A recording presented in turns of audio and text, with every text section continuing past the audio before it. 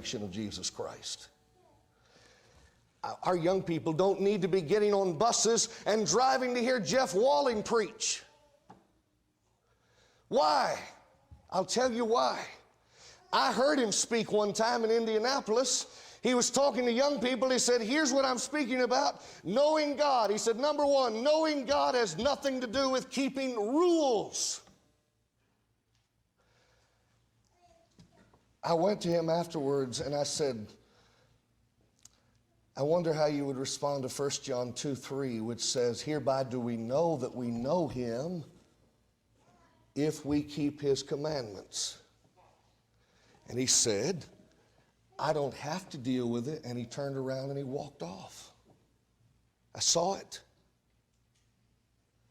And yes, it does break my heart when I pick up a church bulletin somewhere and see someone saying, oh, we're going to Winterfest and we're taking our young people to hear this false teaching. They don't call him that, but I know that's what he is. And because